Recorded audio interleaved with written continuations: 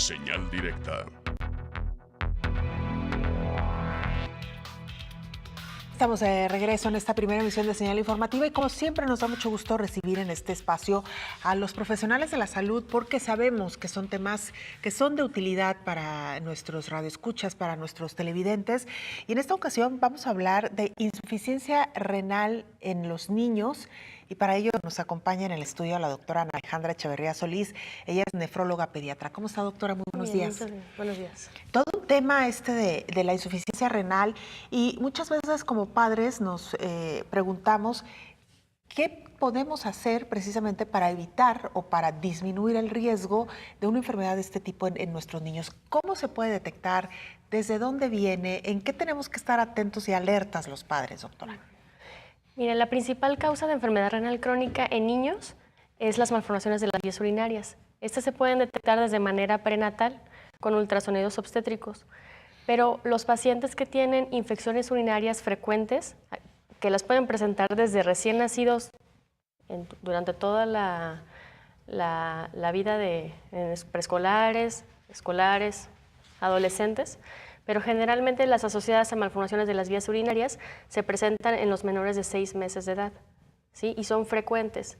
Por eso es muy importante que no solo tomar examen de orina, sino cultivo de orina para documentar la infección con una técnica confiable. Porque si está presentando infecciones frecuentes de orina, pues cada infección va perdiendo la funcionalidad del riñón y se van haciendo cicatrices a nivel del riñón. Y esto hace que a la larga puedan tener problemas como hipertensión, tirar proteínas e incluso perder la función del riñón. ¿Cómo se detecta, digamos, cuáles son los síntomas que los padres podemos observar? En los bebés es muy difícil porque no pueden manifestar dolor al orinar, no pueden, la urgencia para orinar, la incontinencia, ¿sí? Pero entonces ahí hay datos muy importantes, como por ejemplo fiebre alta y persistente, que no responde a medios físicos, que no está asociado a un cuadro respiratorio evidente, sino que no tiene ningún foco y tiene fiebre alta y persistente.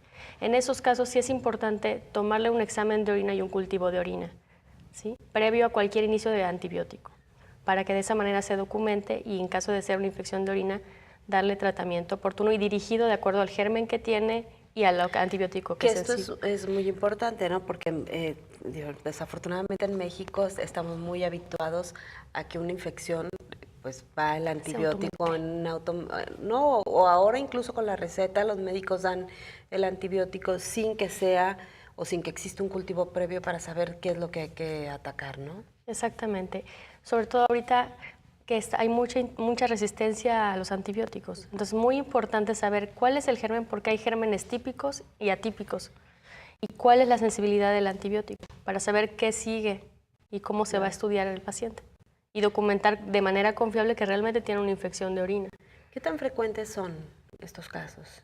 Por ejemplo, en un año entre el civil nuevo y viejo atendieron más de 1,000 consultas por infección de vías urinarias.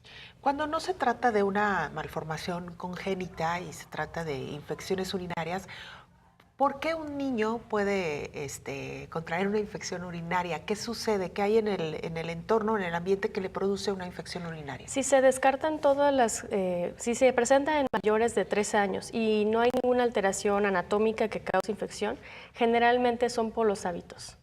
Poca ingesta de líquidos, aguantarse, muchas veces los niños con tal de estar jugando videojuegos o retrasan la micción, o sea, no van al baño en el momento que tienen que ir.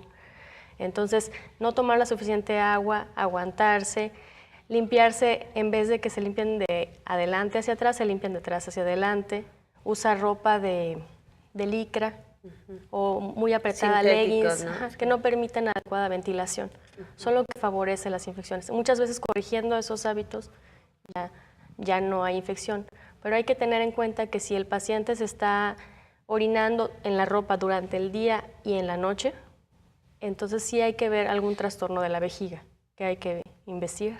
Claro, y sobre todo ahora con los hábitos, doctora, que afortunadamente también hay una corriente para revertir esta tendencia de consumo de refresco en lugar de consumo de agua, ¿no? Que sigue siendo todavía un problema grave en nuestra niñez y que tiene consecuencias no solamente en infecciones urinarias, sino en la obesidad, por ejemplo, ¿no? Obesidad y incluso ya diabetes tipo 2 en niños. síndrome de, o sea, resistencia a la insulina, niños que ya son pequeños y tienen el cuello negro por la acantosis nigricans se llama, que eso te habla de una resistencia a la insulina. Entonces, modificando la alimentación,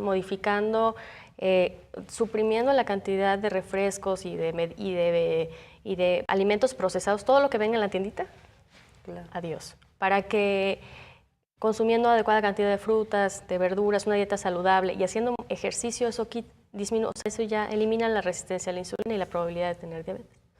Y ahora, ¿cuáles son los problemas más delicados en los que sí se requiere ya pensar en tratamientos más a fondo, incluso que podrían llevar a temas como diálisis y otro tipo de... Sí es importante que todos los pacientes que tengan infección de vías urinarias sean abordados de manera adecuada, todos.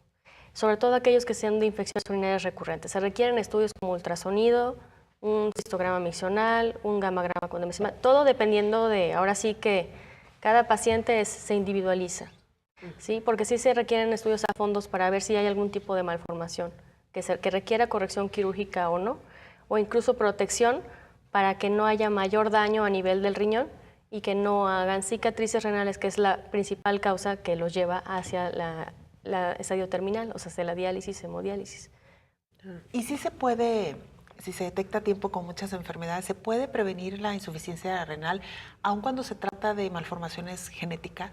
Ahora, dependiendo, así que cada paciente, dependiendo de qué tan grado de afección tenga, porque una malformación a veces se acompaña de riñones que no tienen un riñón, pueden tener nada más uno, o el otro lo tienen dilatado. Mientras un riñón funcione al 100%, compensando la función de los dos, puede vivir perfectamente bien sin llegar a la necesidad de diálisis hemodiálisis, con cuidados.